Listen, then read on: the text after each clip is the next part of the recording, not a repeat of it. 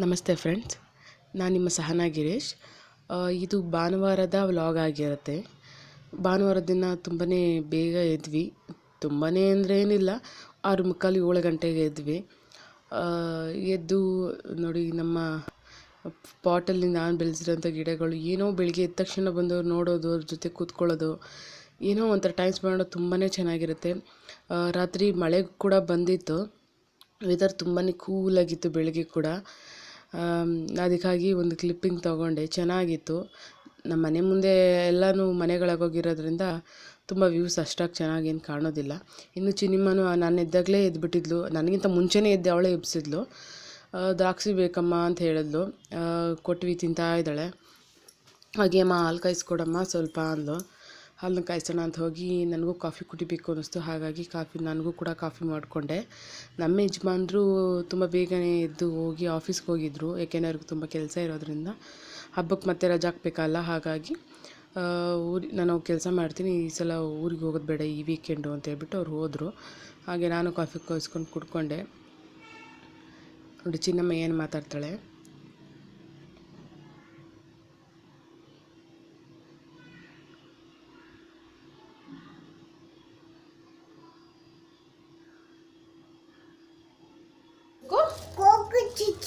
ಯಾಕೆ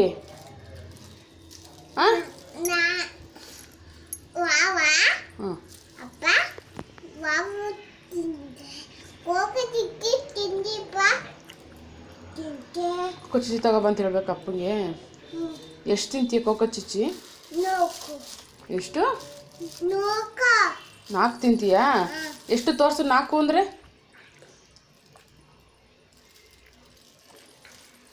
ಫಸ್ಟ್ ಹಾಲು ಕುಡಿ ಗಂಧ ಫಸ್ಟು. ವಾಗ ಕುಡಿತಿ. ಚಾಕು ಅಲ್ಲ ಅದು, ಸೌತೆಕಾಯಿ ಪೀಲ್ ಮಾಡೋದು. ಬಿಡು, ಕಾಯಿ ಸೌತೆಕಾಯಿ. ಹಾಂ ಹಾಲು ಕುಡಿಮ. ಇನ್ನು ನಾನು ಬೆಳಗ್ಗೆ ಎದ್ದು ಬಾಗಿಲೆಲ್ಲ ತೊಳೆದು ರಂಗೋಲಿ ಹಾಕ್ಕೊಂಡು ಮನೆಯೆಲ್ಲ ಒರೆಸ್ಕೊಂಡು ಕ್ಲೀನ್ ಮಾಡಿಕೊಂಡೆ. ಒಂಥರ ಆ್ಯಸ್ ಯೂಶ್ವಲ್ ಇವತ್ತು ಭಾನುವಾರ ಆಗಿರೋದ್ರಿಂದ ಬೇಗ ಇದ್ದಿರಲಿಲ್ಲ. ಹಾಗಾಗಿ ಇವಳಿಗೆ ಮೈ ತೊಳೆದ್ಬಿಟ್ಟೆ. ಯಾಕೆಂದರೆ ನೆನ್ನೆಲ್ಲ ಅಮ್ಮನ ಮನೆಗೆ ಹೋಗಿದ್ದು, ಎಲ್ಲ ಆಟ ಆಡ್ಕೊಂಡು ಎಲ್ಲ ಇದಾಗಿದ್ಲು, ಮೈ ಕೈ ನೋವಿರುತ್ತೆ ಅಂತ ಹೇಳ್ಬಿಟ್ಟು ಇವತ್ತು ಬೇಗನೆ ಮೈ ತೊಳೆದ್ಬಿಟ್ಟೆ. ಮತ್ತು ನಾನು ಇಷ್ಟೆಲ್ಲ ಮನೆ ಕೆಲಸ ಎಲ್ಲ ಮುಗಿಸೋಷ್ಟರಲ್ಲಿ ಆಲ್ರೆಡಿ 9:50 ಆಗಿಬಿಟ್ಟಿತ್ತು. ಅಯ್ಯೋ ಏನಪ್ಪ ಮಾಡೋದು, ಟೈಮ್ ಆಗೋಯ್ತು ಅಂತ ಹೇಳ್ಬಿಟ್ಟು ನಮ್ಮ ಮನೆಯವ್ರು ಬಂದರೆ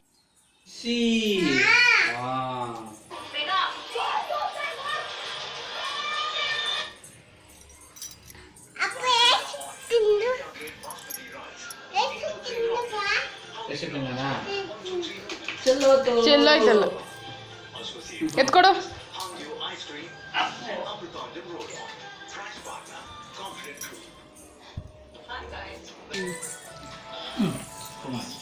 ಮಾಡು, ಉಫ್ ಮಾಡು, ಉಫ್ ಅನ್ನು.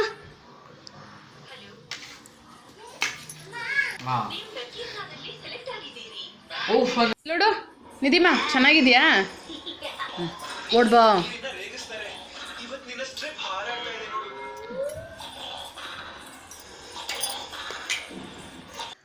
ನಾನು ಮನೆಯೆಲ್ಲ ಒರೆಸಿ ಕ್ಲೀನ್ ಮಾಡಿದ್ಮೇಲೆ ಅವ್ರು ಟಿಫನ್ ಮಾಡ್ಕೊಂಡು ಹೋದರು.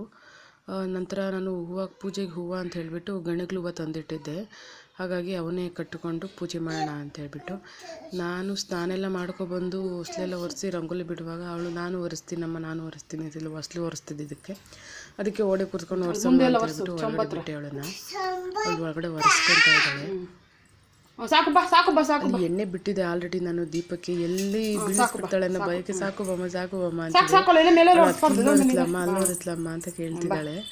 ಎಲ್ಲೂ ಬೇಡ ಬಾ ತಾಯಿ ಅಂತ ಹೇಳ್ಬಿಟ್ಟು ಕರೆದ್ಬಿಟ್ಟು ನಾನು ಬಾಗಿಲಿಗೆ ದೇವರ ಮನೆಯ ಹೊಸ್ತಲಿಗೆ ಅರಿಶಿನ ಕುಂಕುಮವನ್ನು ಇಟ್ಟು ರಂಗೋಲಿಯನ್ನು ಇಡ್ತೀನಿ. ಅಲ್ಲೂ ಕೂಡ ನಾನು ಹೊರಗಡೆ ಇಟ್ಟಿದ್ದೀನಿ ಅಂತ ಹೇಳ್ಬಿಟ್ಟು ಏನು ಸ್ಕಿಪ್ ಮಾಡಲ್ಲ. ಮೊದಲೆಲ್ಲ ಬರೀ ಹೊಸ್ಲಿಗೆ ಬಿಡ್ತಿದ್ದೆ, ಈಗ ಅಲ್ಲೂ ಕೂಡ ಹೊಸ್ಲಿನ ಹೊರಗಡೆ ಕೂಡ ರಂಗೋಲಿ ಬಿಟ್ಟು ಪೂಜೆ ಮಾಡ್ಕೋತೀನಿ. ಈ ರೀತಿಯಾಗಿ ರೆಡಿ ಮಾಡಿಕೊಂಡು ಎಲ್ಲ ಪೂಜೆ ಮಾಡೋಷ್ಟರಲ್ಲಿ 12:30 ಆಗೋಗ್ಬಿಟ್ಟಿತ್ತು. ಇನ್ನೇನು ಮಾಡೋದು, ನಾನು 1 ಗಂಟೆ ಮೇಲಾದರೆ ಪೂಜೆ ಮಾಡೋದಿಲ್ಲ, ಟಮಟೆ ಮಧ್ಯಾಹ್ನ ಮಾಡಬಾರ್ದು ಅಂತ ಹೇಳ್ತಾರೆ. ಹಾಗಾಗಿ ಸಾಧ್ಯ ಆದರೆ 1 ಗಂಟೆ ಒಳಗಡೆ ಹಚ್ಬಿಡ್ತೀನಿ. ಇಲ್ಲಾಂದರೆ ಈ ಥರ ರೆಡಿ ಮಾಡಿಬಿಟ್ಬಿಟ್ಟು ಸಾಯಂಕಾಲ ನಾನು 6 ಗಂಟೆ ನಂತರ ಪೂಜೆ ಮಾಡ್ಕೊತೀನಿ. ನಮ್ಮ ಯಜಮಾನ್ರು ಬೇಗ ಹೋಗೋದ್ರಿಂದ ಸ್ವಲ್ಪ ಗುರುವಾರ ಸ್ವಲ್ಪ ಟ್ರೈ ಮಾಡ್ತಾರೆ ಬೇಗ ಸ್ನಾನ ಮಾಡ್ಕೊಂಡು ಪೂಜೆ ಮಾಡೋಕ್ಕಿಲ್ಲ ಅಂದರೆ ಆಗೋದಿಲ್ಲ. ಓದಿಬಾರ್ದು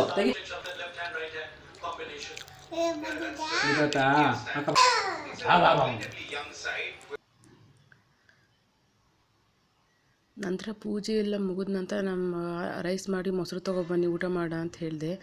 ನಮ್ಮ ಮನೆಯವರು ಚಿಕನ್ ತೊಗೊಬರ್ತೀನಿ ಮಗು ಕೇಳ್ತಿತ್ತಲ್ಲ ಅಂತೇಳಿ ಚಿಕನ್ ತೊಗೊಂಡು ಬರ್ತೀನಿ ಅಂದರು.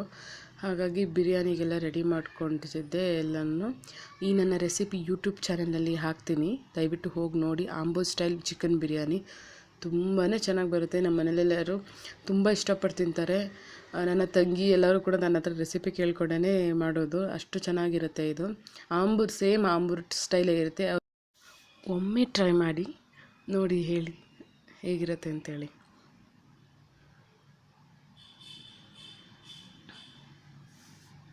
ನಿಂಗೆ ಅಪ್ಪ ಇಷ್ಟನಾ ಅಮ್ಮ ಇಷ್ಟನಾ? ಅಪ್ಪ ಇಷ್ಟನಾ ಅಮ್ಮ ಇಷ್ಟನಾ ಹೇಳವ? ಯಾರು ಬೇಕಾ, ಅಪ್ಪ ಬೇಕಾ ಅಮ್ಮ ಬೇಕಾ? ಇಬ್ರು ಬೇಕಾ? ನಿಂಗೆ ಯಾರು ಚಾಕಿ ಕೊಡ್ಸೋದು? ಯಾರು ಚಾಕಿ ಕೊಡ್ಸೋದು ನಿನಗೆ? ಅಪ್ಪ ಕೊಡ್ಸುತ್ತೆ ಅಮ್ಮ ಕೊಡ್ಸುತ್ತೆ ಚಾಕಿನ? ಓಯ್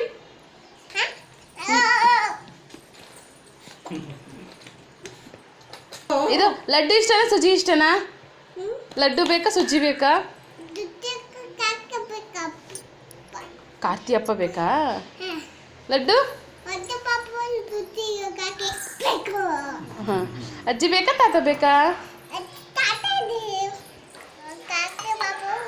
ನಮ್ಮ ಮನೆಯವರಂದರು ಬಿರಿಯಾನಿನ ಸಾಯಂಕಾಲ ಮಾಡ್ಕೊಳ್ಳುವಂತೆ, ಹೆಂಗಿರು ವೈಟ್ ರೈಸ್ ಮಾಡಿದೆಯಲ್ಲ, ಇದಕ್ಕೆ ಯಾವ್ದಾರು ಸಿಂಪಲಾಗಿ ಗ್ರೇವಿ ಮಾಡಿಬಿಡು ಅಂತ ಹೇಳಿದರು.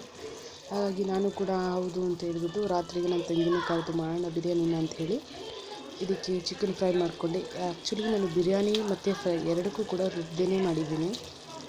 ಇದು ಕೂಡ ತುಂಬ ಚೆನ್ನಾಗಿ ಬಂದಿತ್ತು.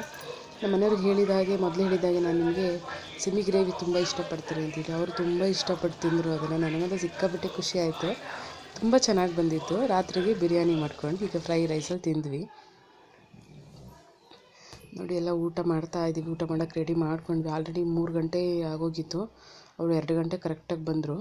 ಸೊ 1 ಅವರಲ್ಲಿ ಎಲ್ಲನೂ ಪ್ರಿಪೇರ್ ಮಾಡ್ಕೊಂಡು ಮಾಡಿದೆ. ನೋಡಿ ಅವಳು ಡ್ಯಾನ್ಸ್ ಮಾಡ್ತಾವಳೆ.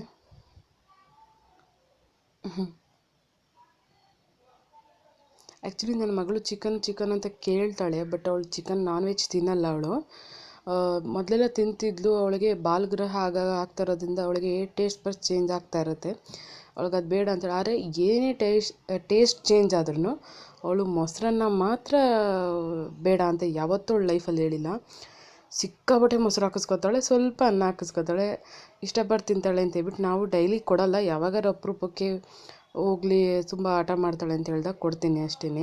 ಈ ರೀತಿ ಮೂಳೆ ಇರೋದು ಅವಳಿಗೆ ಇಷ್ಟ ಆಗುತ್ತೆ. ಅವಳಿಗೆ ಲಾಲಿಪಾಪ್ ಇಷ್ಟ ಆಗುತ್ತೆ, ಚಿಕನ್ ಲಾಲಿಪಾಪ್ ಇಷ್ಟ ಆಗುತ್ತೆ ಅವಳಿಗೆ. ನೋಡಿ ಅವಳು ಮೊಸರನ್ನ ತಿಂತಾ ಇದ್ದಾಳೆ, ನಾವಿಬ್ಬರು ನಾನ್ ವೆಜ್ ತಿಂತಾಯಿದ್ದೀವಿ. ಅವಳು ಯಾವುದು ಇಷ್ಟಪಟ್ಟು ತಿಂತಾಳೋ ಹೊಟ್ಟೆ ತುಂಬ ಸರಿ ಅಂತ ಹೇಳ್ಬಿಟ್ಟು ನಾವು ಅದನ್ನೇ ಹಾಕ್ಕೊಟ್ವಿ, ತಿಂದ್ಲು. ನಂತರ ಸೌತೆಕಾಯಿ ಪೀಲ್ ಮಾಡಿದ್ದೆ, ಅದನ್ನು ಅವಳಿಗೆ ಸೌತೆಕಾಯಿ ಅಂದರೂ ಕೂಡ ತುಂಬ ಇಷ್ಟ, ಕ್ಯಾರೆಟ್ ಅಂದರೂ ಕೂಡ ತುಂಬ ಇಷ್ಟಪಡ್ತಾಳೆ. ಕಾಯಿ ಮುಷ್ಟಿ ಎಷ್ಟು ಸಿಗುತ್ತೆ ಅಷ್ಟು ತೊಗೊಂಡು ತಿಂದ್ಬಿಡ್ತಾಳೆ. ಇನ್ನು ನಾನು ಹಬ್ಬಕ್ಕೆ ಅಂತ ಹೇಳ್ಬಿಟ್ಟು ರವೆ ಉಂಡೆ ಕಜ್ಜಿಕಾಯಿ ಕೂಡ ಮಾಡ್ಕೋಬೇಕಿತ್ತು. ಹಾಗಾಗಿ ನಮ್ಮ ಯಜಮಾನ್ರು ಇದ್ದಿದ್ದರಿಂದ ಅವಳನ್ನ ಸ್ವಲ್ಪ ಮ್ಯಾನೇಜ್ ಮಾಡ್ತಾರೆ ಅಂತ ಹೇಳಿ ನಾನು ರವೆ ಉಂಡೆ ಮಾಡ್ಕೊತಾಯಿದ್ದೆ. ನಮ್ಮ ಮನೆಯವರು ಅಷ್ಟೇ ಸ್ವಲ್ಪ ಹೂ ಪೋಣಿಸ್ಕೊಡ್ತೀನಿ ಕೊಡು, ನಿನಗೂ ಕಷ್ಟ ಆಗುತ್ತೆ ಅಂತ ಹೇಳ್ಬಿಟ್ಟು ಪೋಣಿಸ್ಕೊಡ್ತಾ ಇದ್ದಾರೆ. ಇನ್ನೂ ಹೂ ಕಟ್ಟೋದು ಕೂಡ ಒಂದು 2 kg ಅಷ್ಟು ಹೂವು ಕಟ್ಟೋದು ಕೂಡ ಬಾಕಿ ಇತ್ತು. ನಾಳೆಗೆ ನಾನು ಇನ್ನೂ ಕರ್ಜಿಕಾಯಿ ಮಾಡಿ ಟಿಫನ್ನು ಅಡುಗೆ ಎಲ್ಲ ಮಾಡ್ಕೊಂಡು ಮಾಡೋಕ್ಕಾಗಲ್ಲ ಅಂತ ಹೇಳಿ ಅವರು ಹೂ ಕಟ್ಕೊಡ್ತಾಯಿದ್ರು. ಅಷ್ಟರಲ್ಲಿ ಆಲ್ರೆಡಿ ಸಾಯಂಕಾಲ ಆಗಿತ್ತು. ನಾವೇನು ಟೀ ಕಾಫಿ ಕುಡಿಯೋದಿಲ್ಲ. ಊಟ ಮಾಡಿದ್ದು ಕೂಡ ಲೇಟಾಗಿದ್ದರಿಂದ ಹಾಲು ಏನು ಮಗು ಕಾಯಿಸ್ಕೊಡ್ಲಿಲ್ಲ. ನಾನು ಅಷ್ಟರಲ್ಲಿ ಬಿರಿಯಾನಿಯೂ ಕೂಡ ಹಾಗೆ ರೆಡಿ ಮಾಡ್ಕೊಂಬಿಟ್ಟೆ. ಅವಳು 7 ಗಂಟೆ ಆಗ್ತಾ ಹಾಗೆ ಕೂತಲ್ಲೇ ಮಲ್ಕೊಂಬಿಟ್ಟಿದ್ಲು. ಹೋಗ್ಲಿ ಅಂತ ಮಲಗಿಸ್ಬಿಟ್ಟು ನಾವು ಹೂವೆಲ್ಲ ಕಟ್ಕೊಂಡಿದ್ದಾಯಿತು. ಬೆಳಗ್ಗೆ ಮಾಡಿದ ಪೂಜೆ ಇನ್ನೂ ದೀಪ ಉರಿತಾನೆ ಇತ್ತು. ಇವಳು ಪಕ್ಕದ ಮನೆಗೆ ಹೋಗಿ ಅಲ್ಲಿ ಎಷ್ಟು ಕ್ಯೂಟಾಗಿ ಜಡೆ ಹಾಕಿಸ್ಕೊಂಡಿದ್ದಾಳೆ ನೋಡಿ, ಪಕ್ಕದ ಮನೆ ಹುಡುಗಿ ಹತ್ರ ತುಂಬ ಚೆನ್ನಾಗಿ ಕಾಣಿಸ್ತಿತ್ತು. ನೋಡಿ ಆಂಬೂರ್ ಬಿರಿಯಾನಿ ಎಷ್ಟು ಚೆನ್ನಾಗಿ ಬಂದಿದೆ. ನಿಜವಾಗ್ಲೂ ಮಸ್ಟ್ ಟ್ರೈ ರೆಸಿಪಿ ಇದು. ನೀವು ಖಂಡಿತ ಟ್ರೈ ಮಾಡಬೇಕು ನಿಮ್ಮ ಮನೇಲಿ. ತುಂಬ ಚೆನ್ನಾಗಿ ಬಂದಿತ್ತು. ಅದು ಸುಮ್ಮನೆ ಎಲ್ಲರೂ ವೀಡಿಯೋ ಮಾಡುವಾಗ ಚೆನ್ನಾಗಿ ಬಂದಿತ್ತು ಅಂತ ಹೇಳ್ತಾರೆ, ಉಪ್ಪು ಖಾರ ಕಡಿಮೆ ಇರುತ್ತೆ, ಆಮೇಲೆ ಅವ್ರ ಮನೆಗಳಲ್ಲಿ ಆ ರೀತಿ ಸುಳ್ಳು ಹೇಳ್ತಾರೆ ಅಂತ ಆ ಥರ ನೀವು ಭಾವಿಸ್ಬೇಡಿ. ನಿಜವಾಗ್ಲೂ ತುಂಬ ಚೆನ್ನಾಗಿ ಬಂದಿತ್ತು. ಚೆನ್ನಾಗಿ ಬಂದಿಲ್ಲ ಅಂದರೆ ಖಂಡಿತವಾಗ್ಲೂ ನಾನು ಚೆನ್ನಾಗಿ ಬಂದಿರಲಿಲ್ಲ, ಏನಾದ್ರು ಚೇಂಜಸ್ ಮಾಡ್ಕೋಬೇಕು, ನೆಕ್ಸ್ಟ್ ವೀಡಿಯೋದಲ್ಲಿ ಚೇಂಜಸ್ ಮಾಡ್ಕೋತೀನಿ ಅಂತ ಖಂಡಿತ ಹೇಳ್ತೀನಿ. ಇಲ್ಲ, ಈ ಬಾರಿ ತುಂಬಾ ಚೆನ್ನಾಗಿ ಬಂದಿತ್ತು. ನಮ್ಗೆ ತುಂಬಾ ಇಷ್ಟ ಆಯಿತು. ಪ್ರತಿಯೊಂದು ಭಾಗಕ್ಕೂ ಕೂಡ ಚಿಕನ್ನ ಪ್ರತಿಯೊಂದು ಪೀಸ್ನಲ್ಲೂ ಉಪ್ಪು ಖಾರ ತುಂಬ ಚೆನ್ನಾಗಿರ್ತಿತ್ತು. ಏಕೆಂದರೆ ನಾವು ಮಧ್ಯಾಹ್ನ ತಂದಾಗಲೇ ನೆನೆಸಿಟ್ಟಿದ್ದರಿಂದ ನಾನು ತುಂಬ ಬೇಗ ಮಾಡ್ಕೊಬೇಕು, ಇನ್ನೊಂದು ಅರ್ಧ ಗಂಟೆಲಿ ಅಂತಂದರೆ ಫ್ರೀಝರಲ್ಲಿ ಇಟ್ಕೋಬೇಕು ಮ್ಯಾರಿನೇಟ್ ಮಾಡಿ. ಇಲ್ಲೇನೊಂದು 2 ಅವರ್ ಆದರೂ ಪರವಾಗಿಲ್ಲ ಅಂದರೆ ಫ್ರಿಡ್ಜ್ನಲ್ಲಿ ಇಟ್ಕೋಬೇಕು. ಇಲ್ಲ ನಾವು ಇನ್ನೂ 4-5 ಅವರ್ ನಂತರ ಮಾಡೋದು ಅಂದರೆ ಕಲಸಿಟ್ಟು ನಾವು ಹೊರಗಡೆನೇ ಇಟ್ಕೋಬೋದು. ನಾನು ಹೊರಗಡೆನೇ ಇಟ್ಟಿದ್ದೆ. ನಾನು 7 ಗಂಟೆಗೆ ಮಾಡಿದ್ದು, 2:15 ಕಲಸಿ. ತುಂಬಾ ಚೆನ್ನಾಗಿ ಬಂದಿತ್ತು. ತುಂಬಾ ಇಷ್ಟಪಟ್ಟರು. ನಮ್ಮ ಮನೇಲಿ ಎಲ್ಲರೂ ತಿಂದರು. ನನ್ನ ತಂಗಿ ಗಂಡ ಕೂಡ ಬಂದಿದ್ದರು. ಅವರು ಸ್ವಲ್ಪ ಶಾಪಿಂಗ್ ಹೋಗಿದ್ರಂತೆ, ಹಾಗೆ ಇಲ್ಲಿಗೆ ಬನ್ನಿ ಊಟ ಮಾಡ್ಕೊಂಡು ಹೋಗ್ರಂತೆ ಅಂತ ಹೇಳಿದ್ದೆ. ಬಂದಿದ್ದರು. ತುಂಬಾ ಚೆನ್ನಾಗಿ ಬಂದಿತ್ತು ನೋಡಿ. ನೀವು ಕೂಡ ಟ್ರೈ ಮಾಡಿ ಹೇಗಿತ್ತು ಅಂತ ಹೇಳ್ಬಿಟ್ಟು ನಾನು ಯೂಟ್ಯೂಬ್ ಚಾನಲಲ್ಲಿ ನಾನು ರೆಸಿಪಿ ಹಾಕ್ತೀನಿ, ಇದನ್ನು ಕಮೆಂಟ್ ಮಾಡಿ, ಅಲ್ಲಿ ಟ್ರೈ ಮಾಡಿ.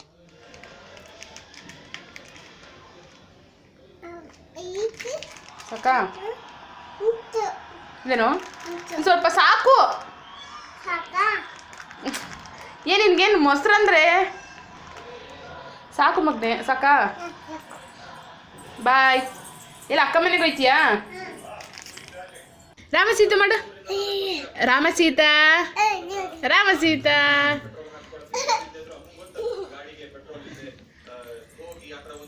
ನೀರು ಚೆಲ್ಬಿಟ್ಟೋಳ್ರಿ ನೋಡಿ. ಎಷ್ಟೊಂದು ಜನ ತಂಗಿ ಮಗಳು ಕೂಡ ಬಂದರು. 8:15 ಬಂದರು. ಅವರು ಎಲ್ಲ ಮುಗಿಸ್ಕೊಂಡು ಅವ್ರ ಕೆಲಸಗಳನ್ನ ಮುಗಿಸ್ಕೊಂಡು ಬಂದರು. ಲಡ್ಡು ರೆಸಿಪಿ ಹೇಗಿತ್ತು ಅಂತ ಕೇಳ್ತಾ ಇದ್ದೀನಿ. ಅವಳು ತುಂಬ ಚೆನ್ನಾಗಿತ್ತು ಅಂತ ಹೇಳಿ ತಿಂತಾ ಇದ್ದಾರೆ. ನಮ್ಮ ಮರ ನೋಡಿ, ಮಧ್ಯಾಹ್ನ ಇದ್ದಿದ್ದು ಗ್ರೇವಿನ ಹಾಕ್ಕೊಟ್ಟಿದ್ದೆ, ಅದಕ್ಕೆ ಹಚ್ಕೊಂಡು ಹೇಗೆ ತಿಂತಾ ಇದ್ದಾರೆ. ಅವ್ರಿಗೂ ಇಷ್ಟ. ಬಟ್ ಯಾವತ್ತೂ ಅವರು ಹೀಗಿತ್ತು ಹಾಗಿತ್ತು ಅಂತ ಕಮೆಂಟ್ ಮಾಡಲ್ಲ. ಅವರು ಸುಮ್ಮನೆ ತಿಂತಾರೆ. ಯಾವುದನ್ನೇ ಆದರೂ ಕೇಳಿದಾಗ ಹೇಳ್ತಾರೆ. ಬಟ್ ಯಾವತ್ತೂ ನಾನು ಮಾಡಿರೋ ಅಡುಗೆನ ಚೆನ್ನಾಗಿಲ್ಲ ಅಂತ ಹೇಳ್ಬಿಟ್ಟು ನಾನು ರೇಗಿಸ್ತಾರೆ. ಬಟ್ ಚೆನ್ನಾಗಿರುತ್ತೆ, ಅವ್ರು ಇಷ್ಟಪಡ್ತಾರೆ. ಮತ್ತೆ ನೀನು ಇದೇ ಥರ ಟೇಸ್ಟ್ ಮಾಡಲ್ಲ ಅಂತ ಹೇಳಲ್ಲ ಅಂತಾರೆ ಅವರು. ಹಾಗೆ ಚೆನ್ನಾಗಿ ಬಂದಿತ್ತು. ನಮ್ಮ ಮನೇಲಿ ಎಲ್ಲರೂ ನಾನು ಮಾಡೋ ಅಡುಗೆನ ಎಲ್ಲರೂ ಇಷ್ಟಪಡ್ತಾರೆ. ನಾನು ಮಾಡೋ ಪುಳಿಯೋಗರೆ ಕೂಡ ನಮ್ಮ ಮನೇಲಿ ಎಲ್ಲರಿಗೂ ಇಷ್ಟ ಆಗುತ್ತೆ. ತುಂಬ ಟ್ರೆಡಿಷನಲ್ ಆಗಿ ಪುಳಿಯೋಗರೆ ಮಾಡ್ತೀನಿ. ಆ ಎಲ್ಲ ರೆಸಿಪಿ ಕೂಡ ನಾನು ಯೂಟ್ಯೂಬ್ ಚಾನಲಲ್ಲಿ ತೋರಿಸ್ಕೊಡ್ತೀನಿ. ದಯವಿಟ್ಟು ಸಪೋರ್ಟ್ ಮಾಡಿ ನಮಗೆ. ಇದು ಭಾನುವಾರದ ಸಂಜೆಯ ವ್ಲಾಗ್ ಆಗಿರುತ್ತೆ ನೋಡಿ. ಇದು ಸಾಯಂಕಾಲದಲ್ಲಿ ತೆಗೆದಿರುವಂಥ ವಿಡಿಯೋ. ಇದು 9 ಗಂಟೆಯಲ್ಲಿ ಎಲ್ಲರೂ ಆಟ ಆಡ್ಕೊಂಡು ತುಂಬ ಎಂಜಾಯ್ ಮಾಡ್ಕೊಂಡು ಮಾತಾಡ್ಕೊತ ಟೈಮ್ ಸ್ಪೆಂಡ್ ಮಾಡಿದ್ವಿ. ಇವತ್ತಿನ ಸಂಡೇ ತುಂಬಾ ಚೆನ್ನಾಗಿತ್ತು. ನಮ್ಮ ಯಜಮಾನರು ಇದ್ದಿದ್ದರಿಂದ ತುಂಬಾ ಕಲರ್ಫುಲ್ ಅಂತ ಅನ್ನಿಸ್ತು ನನಗೆ. ಏಕೆಂದರೆ ನಾವು ತುಂಬ ದಿನಗಳ ನಂತರ ಟೈಮ್ ಸ್ಪೆಂಡ್ ಮಾಡಿದ್ದು ಇವತ್ತು. ಹಾಗಾಗಿತ್ತು ನಂಗೆ ತುಂಬಾ ಖುಷಿ ಆಯಿತು. ಸೊ ಇಲ್ಲಿಗೆ ನಾನು ನನ್ನ ಸಂಡೇಯ ವ್ಲಾಗನ್ನು ಮುಗಿಸ್ತಾ ಇದ್ದೀನಿ. ದಯವಿಟ್ಟು ಸಪೋರ್ಟ್ ಮಾಡಿ ನಮಗೂ ಕೂಡ. Thank you so much.